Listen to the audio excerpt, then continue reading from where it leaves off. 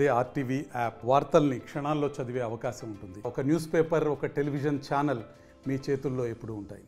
నమస్తే.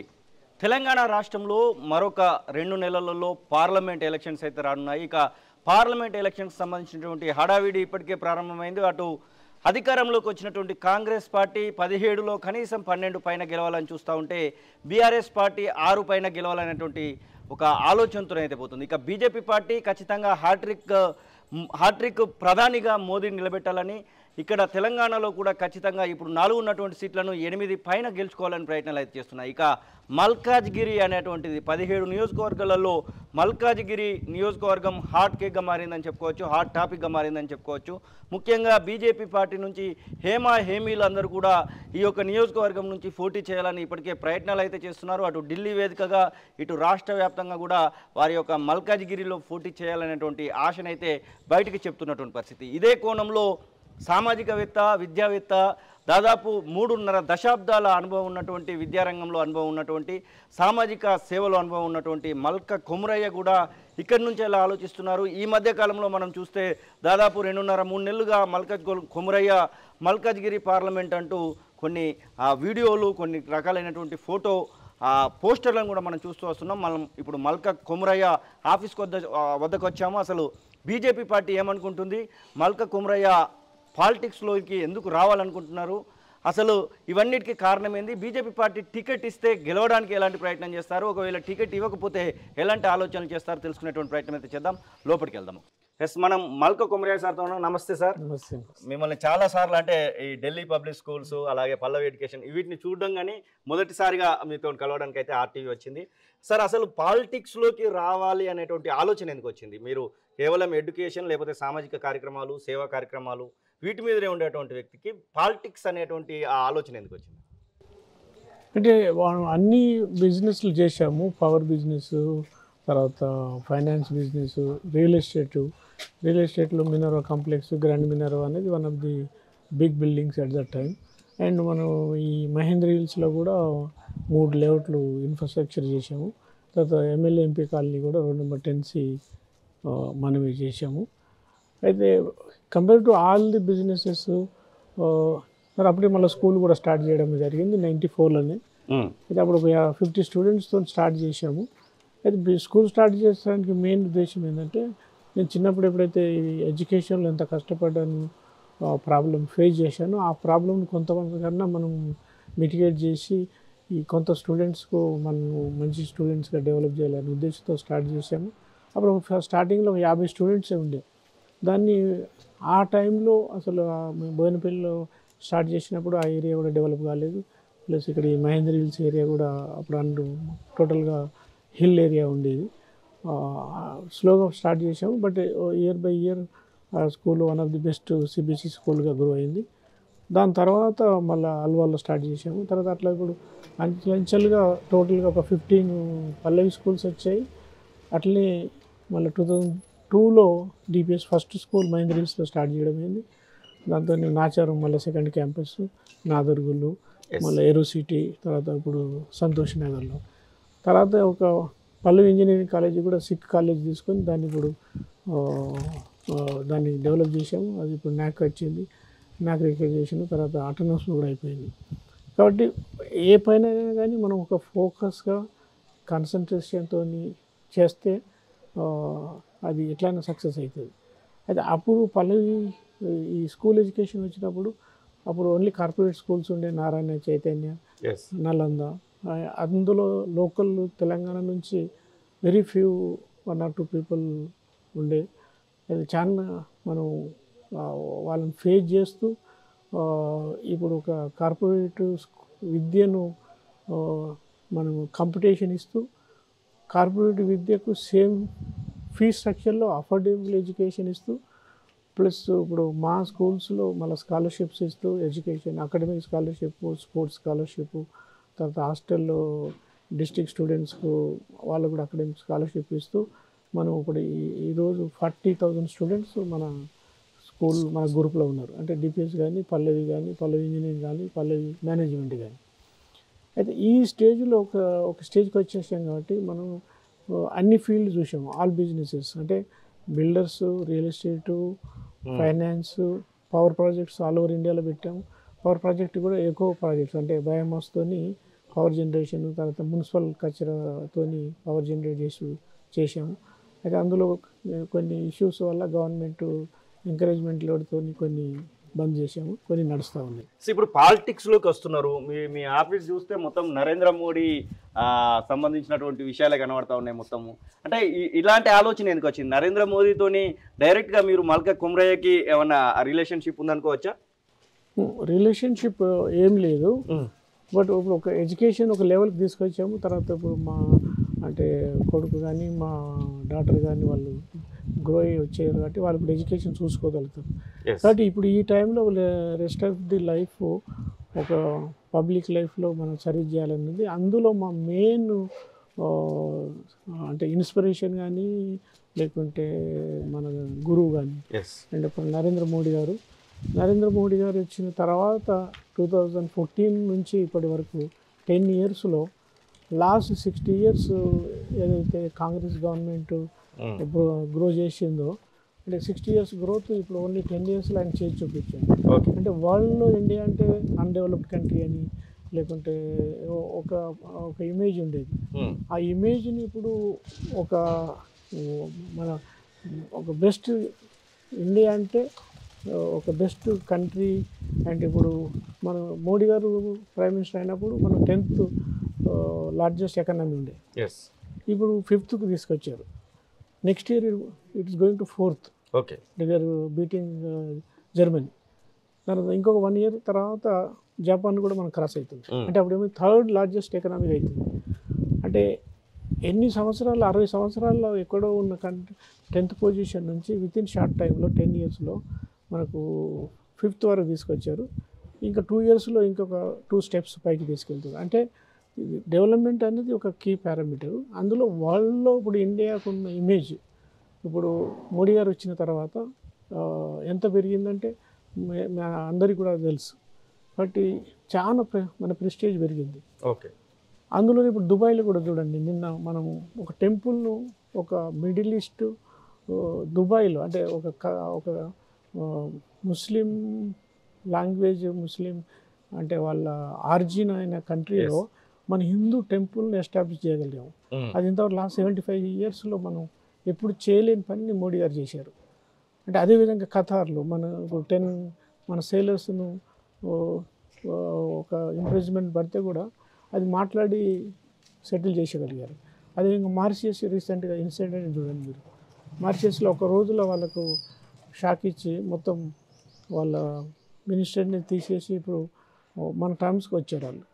అంటే ఆ ప్యారలల్గా ఇమీడియట్గా లక్షద్వీప్ను మన డెస్టినేషన్గా చేశారు. అంటే టూరిస్టులు అందరిని ఆపేసి లక్షద్వీప్ని ప్యారలల్గా డెవలప్ చేశారు. దాంతో వాళ్ళు భయపడిపోయి వాళ్ళ ఎకనామీ మొత్తం కొలాప్స్ అయిద్దని చెప్పి వాళ్ళు అంటే ఇప్పుడు present prime minister is towards China. కాబట్టి అతన్ని ఒక షాట్తోని మొత్తం ఇమేజ్ కంట్రీ మనకు సరెండర్ అయిపోయింది. మనం ఇక్కడ అది చూస్తే బీజేపీ మల్కాజ్గిరి పార్లమెంట్ కాన్స్టిట్యున్సీ మల్కా కుమ్రయ్య అని చెప్పేసి కనబడతా ఉంది. అసలు మల్కా కుమ్రయ్యకు బీజేపీ పార్లమెంట్ మల్కాజ్గిరి పార్లమెంట్కి అసలు సంబంధం ఏంటి అంటే ఏం చెప్తారు? నేను ఈ మహేంద్ర హిల్స్లో లాస్ట్ 40 years నుంచి ఉంటున్నా. అయితే సికింద్రాబాద్ కంటోన్మెంట్ అసెంబ్లీ కాన్స్టిట్యున్సీలో వస్తుంది నేను ఉండే area, which is a part of మన మల్కాజ్గిరి పార్లమెంట్. కాబట్టి నేను ఇక్కడ లోకల్గా 40 years నుంచి ఇక్కడే ఉన్నా. అంటే ఇక్కడ ఉస్మానియా ఇంజనీరింగ్ జరిగిన తర్వాత 40 years నుంచి ఈ కాన్స్టిట్యున్సీ ఇక్కడే మహేంద్ర హిల్స్లో ఉంటున్నా. నేను లోకల్ క్యాండిడేట్. అందుకే నాకు మల్కాజ్గిరితో చాలా సంబంధం ఉంది. ఒకటి.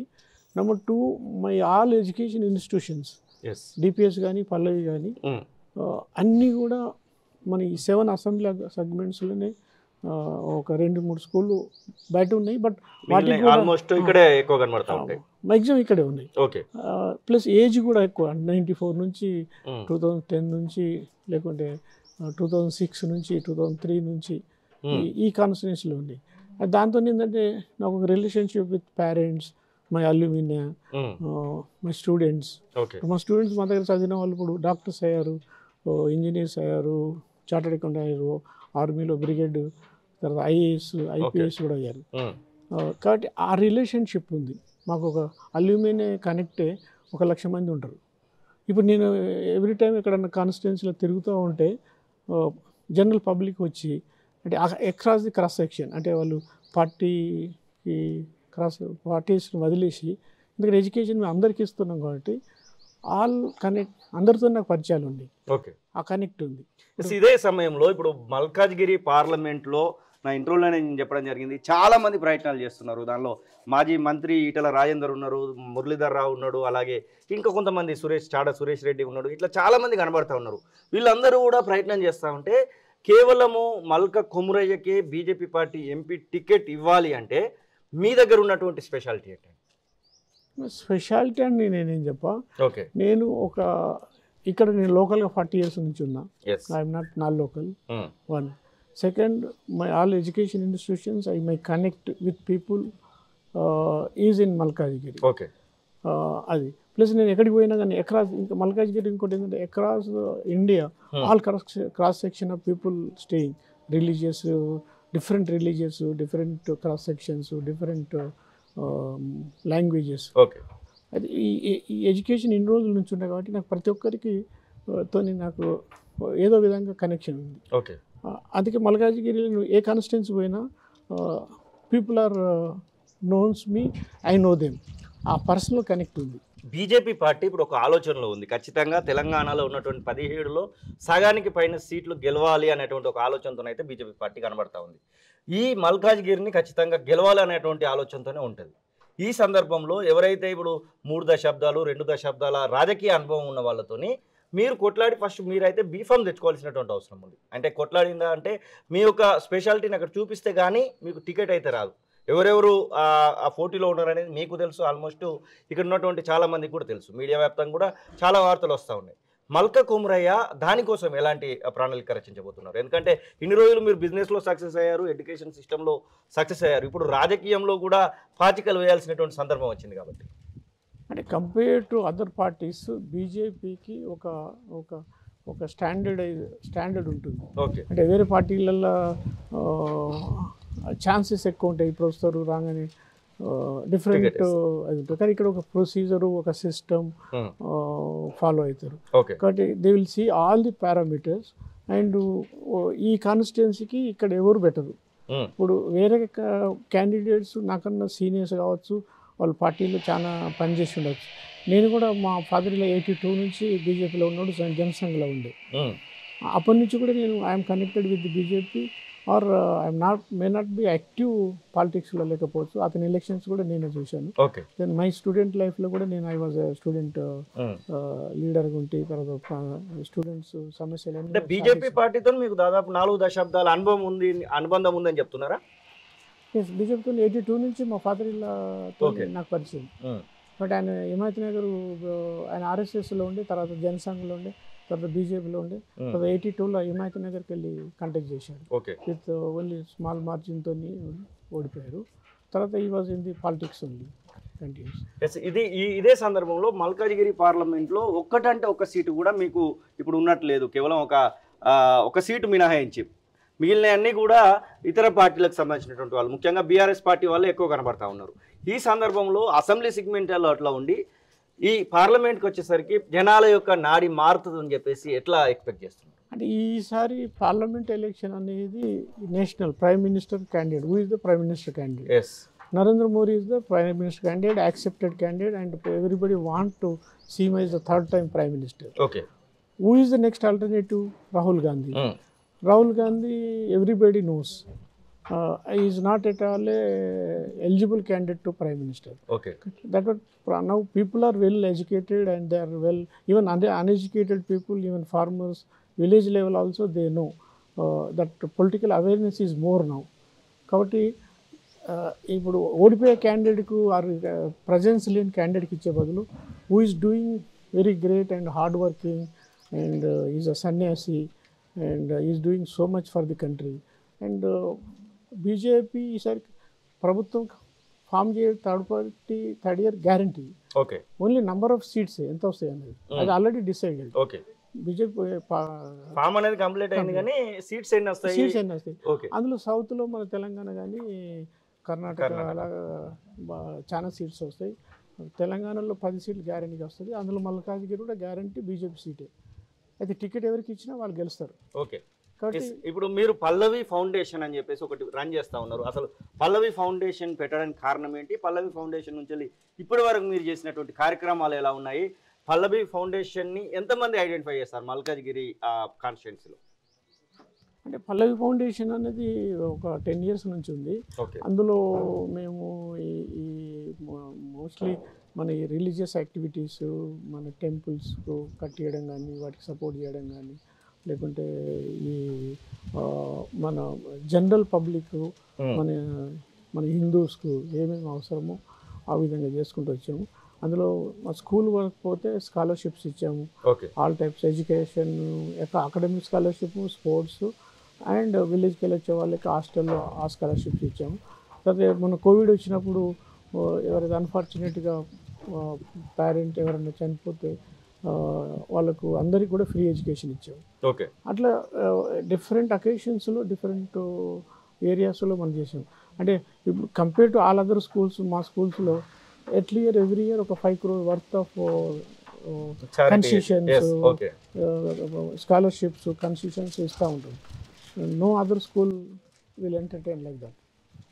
ఇదే సందర్భంలో మల్కాజ్గిరి పార్లమెంటు నియోజకవర్గంలో మీ యొక్క ప్రచారం ఆల్రెడీ మొదలు పెట్టారా? ఎందుకంటే ఇక సమయం చాలా తక్కువగా ఉంది. మీరు పోటీలో ఉన్నారనే విషయం, దాదాపు పెద్ద నియోజకవర్గము, దేశంలోనే 2వ పెద్ద నియోజకవర్గంగా మల్కాజ్గిరిని చెప్పుకుంటూ ఉంటాం. మీ యొక్క ప్రచారం ఏమైనా ప్రారంభించారా ఇప్పటికే? నో, ప్రచారం అంటే టు రీచ్ అవుట్ పీపుల్, దాని కొరకు ఏం చేయాలో అవన్నీ చేస్తూ ఉన్నాము. ప్లస్ అది కాకుండా మేము వస్తూ ఉంటే రోడ్ల మీద కనబడతా ఉన్నాయి, మీకు సంబంధించినటువంటి పోస్టర్లు కనబడతా ఉన్నాయి. మల్కాజ్గిరి పార్లమెంట్లో మల్క కుమ్రయ్య పోటీ చేయబోతున్నారు అనేటువంటి ఇండికేషన్స్ అయితే కనబడతా ఉన్నాయి. చాలా వరకు గోడల మీద కనబడతా ఉన్నాయి కదా. అవి చేసాము. అది కాకుండా మన జిఆర్ స్వామి గారితో శ్రీరామ కళ్యాణం చేసాము. అయోధ్య టెంపుల్ కన్స్ట్రక్షన్ అవుతుంటే ఒక నాచారంలో ఒక 25,000 భక్తులతోని శ్రీరామ కళ్యాణం అయింది. తర్వాత అయోధ్య టెంపుల్లో మన ఇనాగ్రేషన్ ఈవెంట్లో దానిలో కూడా చాలా అన్ని టెంపుల్స్లలో ఈవెంట్స్ని ఎంకరేజ్ చేసి అది చేసాము. తర్వాత శ్రీరాముని ఫొటోస్ మన ఒక 5 lakhs ప్రింట్ చేసి డివోటీస్కి పంపించాము. తర్వాత హెల్త్ క్యాంప్స్ చేస్తూ ఉన్నాము. తర్వాత ఇప్పుడు ఎగ్జామ్ సీజన్ కాబట్టి పరీక్ష చర్చ ఆ ప్రోగ్రామ్స్ కూడా ప్రైమ్ మినిస్టర్ లైవ్ అందరికీ మా schools plus government schools, anganwadi schools కూడా మనం ఇన్ఫ్రాస్ట్రక్చర్ ఇచ్చి చూపించాము. తర్వాత ఈ ఎగ్జామ్ టైం కాబట్టి మన ఈ ప్యాడ్స్ కూడా మోడీ గారి ఫోటోతో అందరికీ పంచాము. చాలా రెస్పాన్స్ ఉంది. తర్వాత చాలా మంది కాలనీస్ కూడా తిరిగాము. దేర్ ఆర్ కాలనీస్లో కొన్ని ఇన్ఫ్రాస్ట్రక్చర్ డెవలప్మెంట్ బాగా చేసేది ఉంది. ఒకవేళ మనం ఎలక్షన్ అయిపోతే మనం ఏ విధంగా కాలనీ డెవలప్ చేయాలనేది కూడా ప్లాన్ ఉంది. స్టేట్లో ఏమనుకుంటున్నారు? మల్క కుమ్రయ్యకు మల్కాజ్గిరి టికెట్ ఇవ్వడానికి కిషన్ రెడ్డి కానివ్వండి, ఇక్కడ ఉన్నటువంటి లక్ష్మణ్ కానివ్వండి, బండి సంజయ్ కానివ్వండి, ఎందుకంటే వీళ్ళు ముగ్గురు ఇప్పుడు ప్రధానంగా కనబడతా ఉంటారు ఈటెల రాజేందర్తో సహా. వీళ్ళల్లో ఎట్లా ఉంది రెస్పాన్స్? మీరు పోయి కలిసి నేను పోటీలో ఉండబోతున్నాను అనేటువంటి ఇండికేషన్స్ ఏమైనా ఇచ్చారా వాళ్ళకి?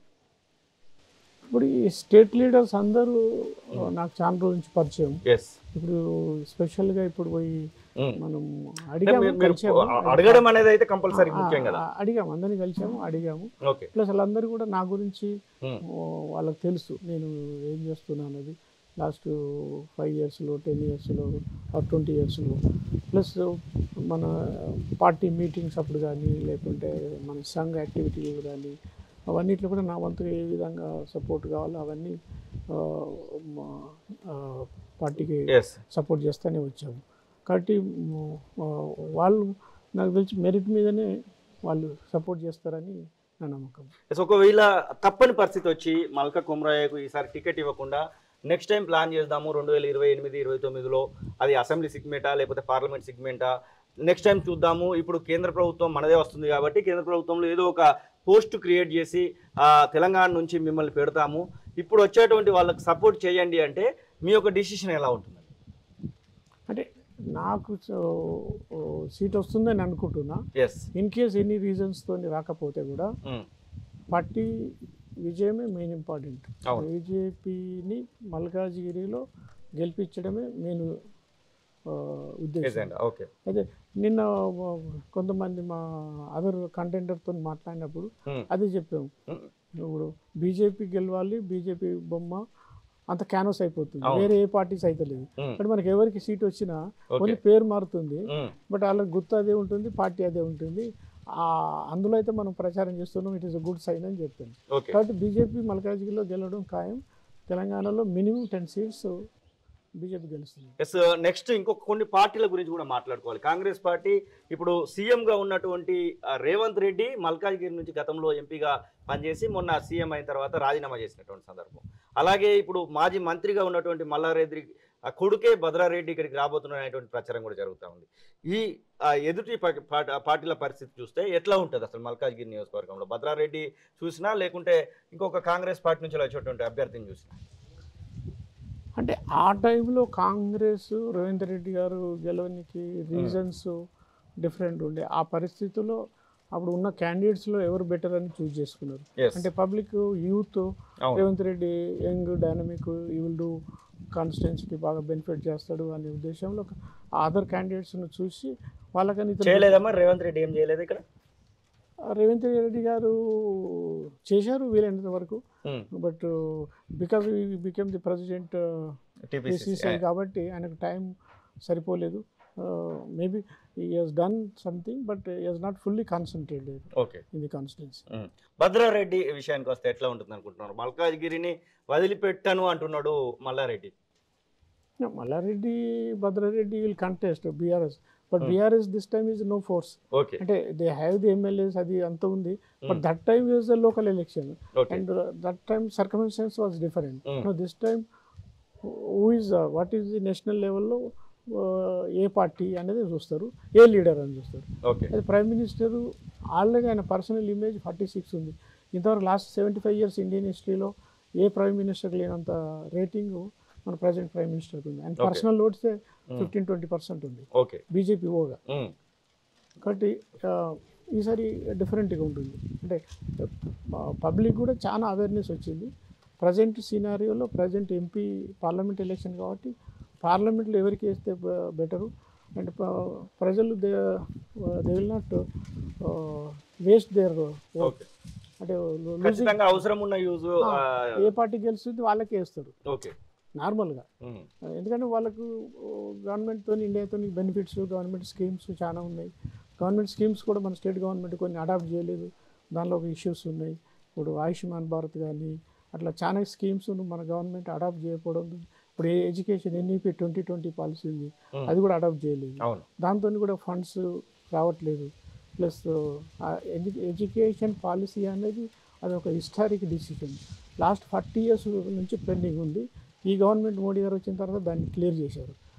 That education policy is కంపేటివ్ with world. అంటే మనం మళ్ళీ అంతా అమెరికా, చైనా, మన కెనడా, ఆస్ట్రేలియా పోతారు, యూరోప్ పోతారు. యూరోప్ కంట్రీస్కి ఎందుకు పోతారు? హైయర్ ఎడ్యుకేషన్స్ మనకన్నా అక్కడ బెటర్ ఉంది. ఆ కండిషన్స్ను ఇక్కడ మన ఇండియాలో పెట్టడానికి ఆ పాలసీ తీసుకొచ్చారు. అది ఇంప్లిమెంట్ అయిపోతుంది. ఆల్రెడీ స్టేట్స్ స్టార్ట్ చేశాయి. నెక్స్ట్ ఇయర్ నుంచి మనం కూడా చేయబోతున్నాం. అది అంటే it is at par with world best education policy. అంటే ఫ్యూచర్లో వరల్డ్లో ఉన్న బెస్ట్ యూనివర్సిటీస్ ఇండియాకి వస్తాయి, జాయింట్ వెంచర్ అవుతాయి, లేకుంటే వాళ్ళ సొంతం యూనివర్సిటీ పెడతారు, లేకుంటే మన యూనివర్సిటీ అప్గ్రేడ్ అవుతాయి. దాంతో ఇప్పుడు మనకు చాలా లాట్ ఆఫ్ ఫారెన్ కరెన్సీ మనకు బయటకు పోతుంది. బిలియన్స్ అని మనకు సేవ్ అవుతుంది. దాంతో మన లాట్ ఆఫ్ మనకు ఫారెన్ కరెన్సీ కూడా సేవ్ అయిపోతుంది. బెస్ట్ ఎడ్యుకేషన్ మన దగ్గర ఉంటుంది. అంటే ఇప్పుడు ఫారెన్ యూనివర్సిటీలో చూసుకుంటే 50-60% ఆఫ్ ప్రొఫెసర్స్ ఫ్రమ్ ఇండియా, వాళ్ళంతా ఇక్కడికి వచ్చేస్తారు, లేకుంటే ఇక్కడే గ్రో అవుతారు. ఫారెన్ పోయే బదులు దోస్ ప్రొఫెసర్స్ ఇక్కడే ఉండి ఇక్కడే చదువు చెప్తారు మన పిల్లలకి. అంటే ఇప్పుడు ఇండియా అంటే అప్పుడు ఇమేజ్ అప్పటికిప్పటికి చాలా అది ఇప్పుడు విలేజ్ పోతే కూడా మన నెట్ అవైలబుల్ ఏదంటే అది చూసుకోవచ్చు. 1 సెకండ్లో 1 ఫ్రాక్షన్లో వరల్డ్ ఇన్ఫర్మేషన్ అంతా మన కంప్యూటర్లో అవైలబుల్. ఇదే మాటలు ఇట్లనే ఇదే కరేజ్తోని టికెట్ అనౌన్స్మెంట్ జరుగుతూ ఉంటే దానిలో మీ పేరు లేకున్నా మల్కా కుమ్రయ్య ఇట్లనే మాట్లాడతాడా? షూర్, పేరు ఉన్నా లేకున్నా మోడీ గారు బీజేపీ ఇంపార్టెంట్. కాబట్టి ఇదే చేసి మన క్యాండిడేట్ గెలిపించుకోవడే మన లక్ష్యం. Okay sir, thank you, all the best. ఇది ఆ మల్కా కుమ్రయ్య మల్కాజిగిరి కాన్స్టిట్యున్సీ నుంచి ఖచ్చితంగా నేను పోటీలో ఉంటాను, ఖచ్చితంగా గెలిచేటువంటి పార్టీ బీజేపీ పార్టీనే, ఎవరికి టికెట్ ఇచ్చినా కానీ పనిచేయడానికి సిద్ధంగానే ఉన్నాను, కానీ నాకే టికెట్ వస్తుందనేటువంటి ఆశాభావాన్ని అయితే వ్యక్తం చేస్తున్నటువంటి పరిస్థితి. దాదాపు 4.5 దశాబ్దాల అనుబంధం నాకు మల్కాజిగిరి నియోజకవర్గంతో ఉంది. నేను ఇక్కడ చాలా స్వచ్ఛంద సేవ కార్యక్రమాలు చేశాను. ఇటు విద్యార్థులకు, అటు ఆసుపత్రుల్లో ఉన్నటువంటి రోగులకు అందరికీ కూడా నా యొక్క సహాయ సహకారాలు అయితే అందించాను. నన్ను మల్కాజిగిరి ప్రజలు ఆదరిస్తారనేటువంటి నమ్మకాన్ని అయితే వ్యక్తం చేస్తున్నటువంటి పరిస్థితి. కెమెరా పర్సన్ సతీష్తో శ్రీనివాస్, RTV. మరిన్ని వీడియోస్ కోసం ఛానల్ ని సబ్స్క్రైబ్ చేయండి, లేటెస్ట్ అప్డేట్స్ కోసం వాట్సాప్ ఛానల్ ని ఫాలో చేయండి అండ్ లింక్ డిస్క్రిప్షన్ లో ఉంది.